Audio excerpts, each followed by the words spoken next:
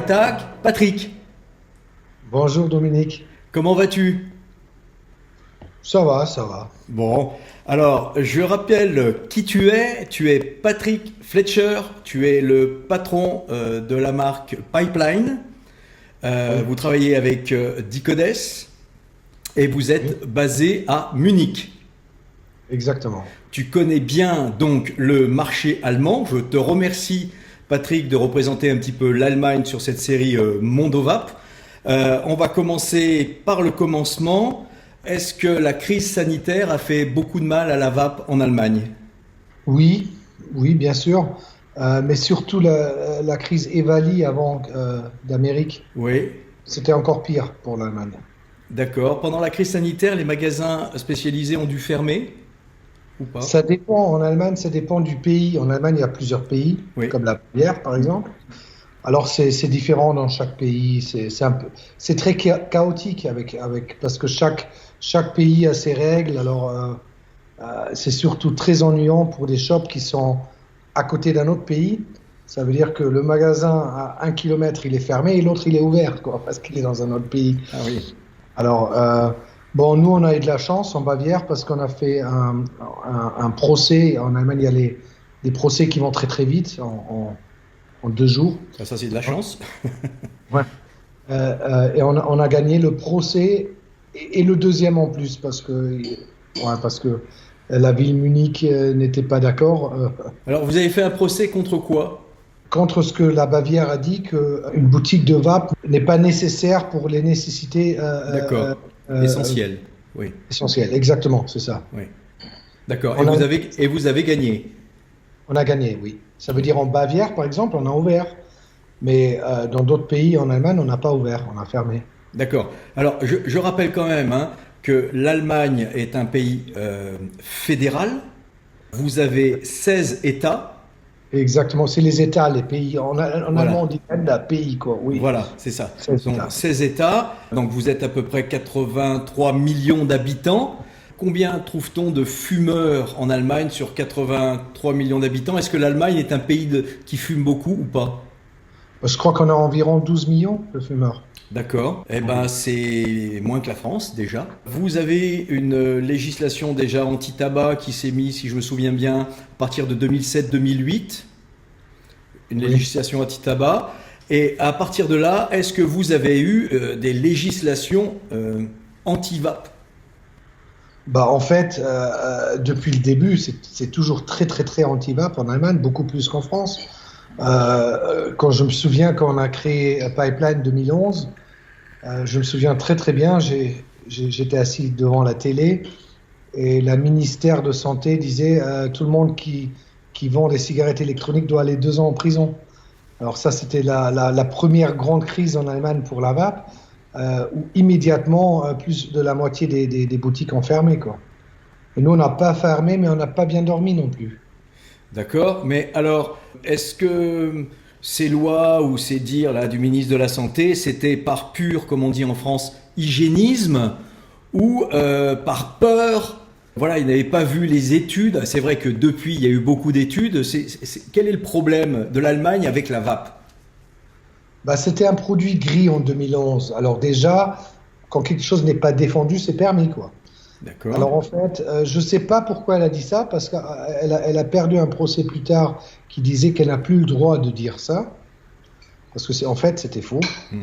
Euh, mais je crois qu'en Allemagne, la lobby du pharma est très très puissante. C'est ça. Alors en Allemagne, en fait, un paquet de clopes, ça coûte 7,20 €. Mhm.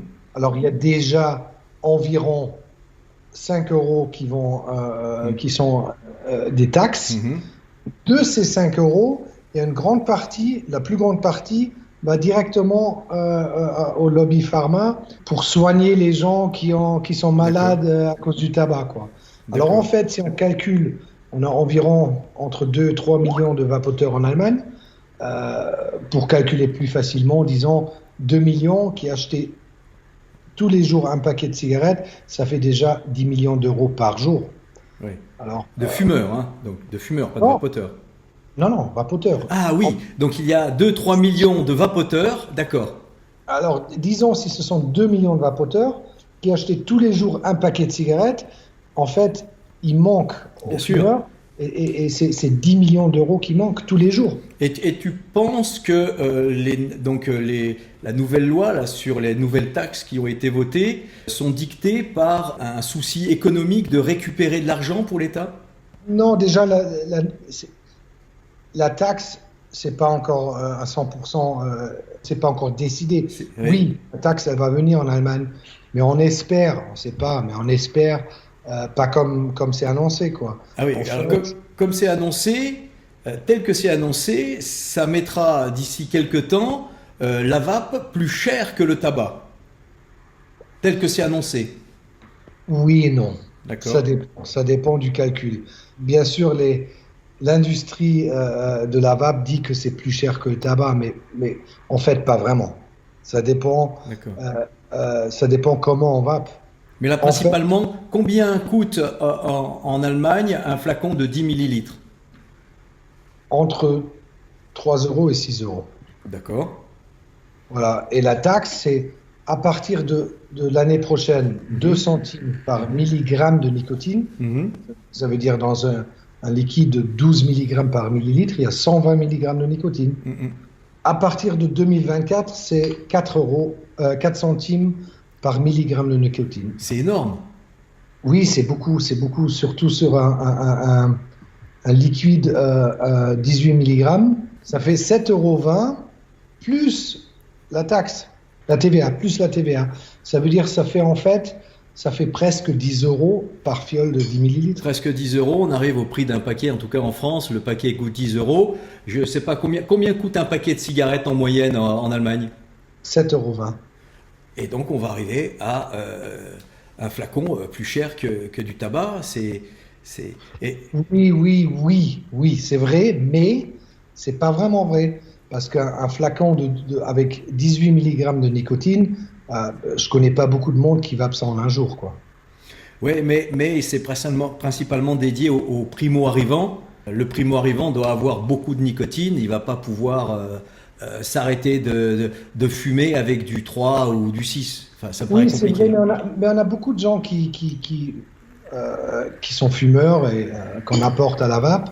Et en fait, la plupart qui vapent vraiment à des taux de nicotine élevés, ils vapent 3 jours avec une fiole. Ça veut dire, disons qu'une fiole de liquide coûte 14 €. En tant que fumeur, moi je fumais 2 paquets de clopes par jour, ça fait déjà 14 € par jour. Oui. Alors de dire que ça serait plus cher que la cigarette, ça dépend des cas. Alors c'est très étonnant, puisque tout à l'heure tu nous parlais de procès, et il y a peu de temps en Allemagne, je crois savoir qu'il y a une boutique qui a gagné un procès et qui va faire jurisprudence, où vous pourrez désormais utiliser, vous, vendeurs de cigarettes électroniques, le slogan la cigarette électronique sauve des vies. On a gagné maintenant. Alors voilà, vous avez gagné. Donc d'un côté, la cigarette sauve des vies, de l'autre côté, elle est ultra taxée. C'est schizophrène comme... Bon, oui, mais l'histoire de taxes, normalement, en décembre 2020, il n'y a pas longtemps, quoi, la politique disait non, on va pas faire de taxe de cigarettes électroniques parce qu'en fait, il va y avoir une taxe européenne pour tous les pays. Mais cette année, il y a les élections en Allemagne. Le parti socialiste SPD est très très mal. Alors, ils vont pas être président, quoi. Olaf Scholz, c'est Olaf Scholz. Et c'est lui, en fait, qui a fait cette taxe 888 parce que, en fait, je pense, en Allemagne, quand on demande aux gens quelle est la taxe la plus acceptée, c'est toujours la taxe de tabac. Parce que ceux qui fument pas, ils disent « Ah ouais, mais qu'eux, ils payent. » Alors, je pense que Olaf Scholz essaye de faire beaucoup avant de partir. Voilà. Non, pas avant de partir. Il veut devenir Bundeskanzler. Ah oui. Bundeskanzler, c'est comme chez vous le président, en fait. D'accord. C'est le chancelier. D'accord. Il veut devenir chancelier, alors il essaye de faire des trucs populaires, de montrer, oui, on perd beaucoup de fric avec Corona, mais vous n'allez pas payer plus pour du beurre, mais les fumeurs doivent payer plus. C'est un jeu politique Euh, mais on ne le sait pas exactement parce que c'est un peu très exagéré, parce qu'en fait, euh, je ne crois pas que son plan va marcher. Parce que lui, il Oui. calcule comme si les gens ils continueraient à acheter comme aujourd'hui, quoi. Alors, Et ça va pas ce se qui fait passer. peur, ce qui fait peur, c'est que l'Allemagne a, on le sait, beaucoup d'influence au niveau européen et que voilà, la TPD3 va arriver en 2022-2023. On a peur, nous Français, de l'influence un peu néfaste hein, quand même de l'Allemagne sur l'envie de taxer la cigarette électronique au niveau européen. Oui, mais la France, en fait, les Français, ils s'en foutent. Ils s'en foutent. En attendant, si l'Europe dit on taxe, la France devra taxer. Oui, la taxe, oui. Mais TPD2, elle n'est pas vraiment respectée en France. En Allemagne, oui. On n'a pas le droit de vendre une cigarette électronique, même pas un mode, sans enregistrement, test d'émission, attendre 6 mois, etc. En France, il n'y a rien. Mais normalement, ils devraient le faire aussi. C'est un peu plus, ouais, c'est un peu plus light. Alors la Alors, taxe, vous, bien sûr, elle viendra, bien sûr.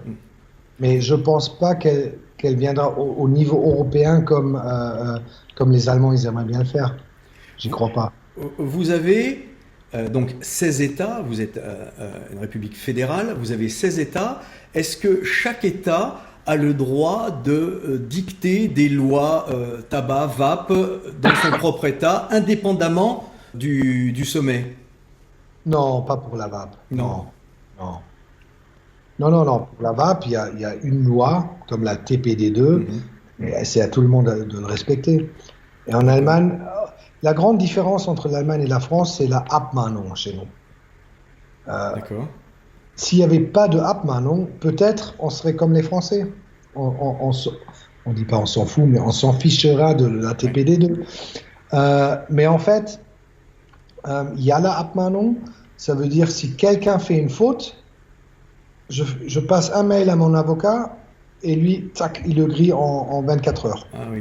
Ah oui. Ah oui. Voilà. Et ça, c'est le problème. Alors en fait, tous les problèmes qui sont en Allemagne, ce sont la plupart des problèmes dans la vape, ce sont des problèmes qui viennent de l'industrie de la vape. D'accord. Voilà. D'accord. Quel est le comportement des médecins et du corps médical en règle générale vis-à-vis de la vape? Très différemment. Ça dépend. Il y en a. Ouais. En fait, ce qui est bizarre, publiquement, on voit plutôt les médecins qui disent ah non non c'est dangereux, mais dans nos boutiques, on voit les gens qui nous disent que leur docteur spécialisé des poumons les a apportés chez nous pour qu'ils achètent une cigarette électronique au lieu de fumer. Alors ça dépend. Mais en Allemagne, la cigarette électronique a une image un peu négative dans D'accord. la politique. Mais je crois qu'en Allemagne, la lobby du pharma est bien plus puissante qu'en France aussi. D'accord. Est-ce que vous avez de quoi vous défendre? Est-ce que vous avez une fédération, une association de professionnels? Oui, même deux. Même deux. D'accord. Quel genre d'action vous entreprenez avec ces fédérations professionnelles? Bah, il y a beaucoup d'actions. Ils font souvent des rendez-vous avec des politiciens, etc. On a des avocats pour nous défendre de certains trucs. Mais c'est pas facile. Ouais. Mais en fait, on a l'habitude, ça n'a jamais changé. Pipeline existe environ 10 ans maintenant.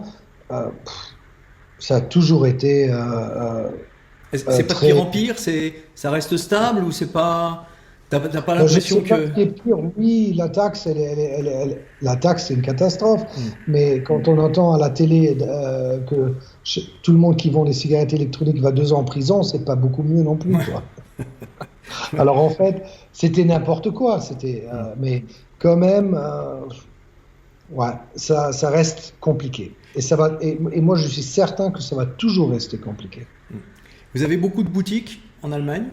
Bon, je pense 2000, 2000, 2500. D'accord. 2000, 2500.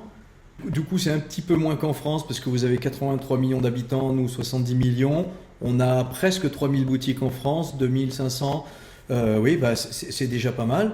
Un vapoteur allemand trouve facilement de la vape. Oui, oui. Oui. Même dans les pompes à essence. Ouais. C'est différent en Allemagne. On achète aussi le tabac dans les pompes à essence ou dans les supermarchés, Ouais. ce qui n'est pas vraiment possible en France. Ouais. Et oui, En, oui, en oui, en France, France, les buralistes ont un monopole, tandis qu'en Allemagne, on peut acheter du tabac un petit peu partout. voilà. Et le tabac, le lobby du tabac est assez fort en Allemagne aussi. On a toujours la pub du tabac. Vous n'avez pas ça depuis des années en Ah, France. vous avez de la publicité sur le tabac? Oui, oui, bien sûr, les trucs géants dans les rues. Oui. Voilà, là, il y a toujours de la publicité de tabac. Et est-ce que vous avez le droit de faire de la publicité? Oui, mais c'est très, très, très cher. Alors, En- en en- dehors du fait que ça soit très cher, effectivement, il n'y a que les gros cigarettiers et l'industrie du tabac qui peuvent se payer ça, mais si vous y aviez les moyens, par exemple en fédérant tous les professionnels qui mettraient un petit billet, vous pouvez mettre des affiches 4x4 sur la vape? oui. Alors par Plutôt contre, en jusqu'à 2024, après, on n'a plus le droit. parce que tu disais que l'Allemagne respectait la TPD, mais dans la TPD, il y a interdiction de la publicité, grand public. Dans l'Internet. Ah non, On y- non, partout, hein, partout, au grand public. Non, pas pour pas chez nous, pas pour je Les sais pas, affiches, les affiches. les grandes affiches. Et on avait le droit de faire de la pub dans le cinéma aussi. Là, je ne sais pas si ça a changé, je crois que ça a changé. Mais quand la TPD elle rentrait, on avait le droit les grandes affiches et le cinéma. Maintenant, je crois qu'il reste les grandes affiches et en 2024, il n'y a plus rien. Et on trouve encore des acteurs de la vape allemands qui affichent leur publicité. Non, non, pas vraiment. C'est très cher. D'accord. C'est vraiment très cher. Ça, c'est vraiment. C'est Big Tobacco qui fait ces actions. D'accord. Alors, bon, on sait que tu représentes Pipeline. C'est une des rares marques européennes que nous avons en Europe. Hein. Moi, j'en connais marques industrielles, on va dire. Ça reste, on trouve des modeurs, bien sûr, mais on peut pas dire que c'est de l'artisanat, les modeurs. Au niveau industriel, il y a Pipeline, il y a Titanide en France, on n'a pas beaucoup d'autres. Ça, c'est pour en venir, parce que vous avez aussi votre marque de e-liquide. Combien trouve-t-on de marques ou de fabricants de e-liquide en Allemagne? Beaucoup, beaucoup, beaucoup moins qu'en France. Ouais. En Allemagne, en fait, il y a beaucoup de marques, mais ce sont toujours les mêmes producteurs de liquide. Alors, il n'y en a pas beaucoup, il y en a même pas 10. Ah, d'accord. Peut-être 10, oui, mais pas beaucoup, pas comme en France. En Et France, alors, les vapoteurs allemands ont tendance plus à vapoter allemand, à vapoter français, américain? allemand, très allemand. Oui. Et, les Français, ils ont toujours plutôt aimé les produits américains que les Allemands. D'accord. Et les Allemands vapotent des produits français? Non, pas du tout. Ça, c'est vraiment les liquides français ont des très grandes difficultés en Allemagne. Et je ne sais pas pourquoi, je pense que c'est le goût qui est différent. D'accord. On a essayé souvent, on a commandé aussi des liquides français en Allemagne, mais le goût, les Allemands, quand ils ont un liquide français, ils me disent toujours, ouais, si tu mets, par exemple, une fiole de 10 millilitres, tu la mets dans une bouteille, tu ajoutes 10 millilitres de base, après c'est bon. C'est trop Ah, intense pour les Allemands. ah d'accord. C'est trop fort en arôme? Trop aromatisé, oui. Ah oui, donc un vapoteur allemand aura du mal à vapoter de l'américain ou du philippin alors. Parce que là, c'est... Et exactement, exactement. C'est pour ça D'accord, que donc ça reste assez light. Donc tu dis qu'il y a peu de fabricants, il y a quand même pas mal de vapoteurs, donc ce sont des fabricants heureux, qui fonctionnent bien, qui marchent bien, qui ont un bon business. euh, comme partout, il y en a où ça marche très très bien, il y en a où ça marche de moins en moins. Mhm. Ça dépend. Là, on ne peut pas généraliser, surtout dans le marché allemand, parce que ça dépend aussi comment tu gères ta boîte, quoi. Ouais, bien sûr. En Allemagne, vous vendez plus de flacons 10 millilitres ou de flacons 50? Bah, là aussi, c'est très différent parce que, bon, chez Pipeline, on vend des liquides 10 millilitres. Mais le marché allemand, les liquides 10 millilitres, ça n'existe presque plus. C'est Ah, non existant. Et les 50, pareil. En fait, en Allemagne, il n'y a presque plus que des longs fils. Du dye. Voilà, oui, Du dye. Oui, mais c'est du dye facile, quoi. Parce qu'il D'accord. faut juste remplir la bouteille. D'accord. D'accord. Et du coup, C'est très différent. c'est quasiment que ça. 90% dans le marché, pas chez nous. Oui. Chez nous, chez Pipeline, on existe depuis 10 ans. Alors, on a beaucoup de clients qui achètent leurs 10 leur, bouteilles de 10 millilitres et qui, même si on leur dit, euh, tu peux acheter un Langfield, tu mets ta base dedans, ils disent, ah non, non, non, non, non, j'ai pas envie. Tu disais que donc en Allemagne, la vape a mauvaise publicité, en tout cas venant de l'État. Est-ce que vous arrivez quand même à recruter, je sais pas, c'est pas le mot, mais trouver des primo-arrivants dans vos boutiques? C'est-à-dire le gars il arrive, il jette son paquet de clopes et il dit bon allez, explique-moi comment ça passe à la vape. Il y en avait beaucoup, beaucoup, beaucoup avant la crise Evali. Ah oui. La crise en Amérique, ça a presque tué le marché. On n'avait plus de débutants. C'était vraiment, on avait nos clients, oui, mais plus de débutants. Avant, par boutique, on avait peut-être 12, 13 débutants par jour. Ah oui. Et après, on avait pendant 3 mois pas un seul. Ah oui. Et après, on recommençait. Ah, on a un débutant par jour, cool. Voilà. Alors Parce tout à que l'heure tu me disais qu'il y allait y avoir bientôt des élections, vos élections présidentielles, enfin de chancelier. chancelier. Dans combien de temps à peu près? Septembre. En septembre, est-ce que tu penses que ça peut changer la donne? Est-ce que tu penses qu'il y a, je sais pas, un parti, un homme politique qui peut changer la donne de la vape en Allemagne? En positif ou en négatif ou en positif? Pas vraiment. Non. Non. Non. Oui, il y a le Parti libéral qui est pour la vape. Mhm. Mais bon, qu'est-ce qu'ils ont? Ils ont peut-être maximum 8%.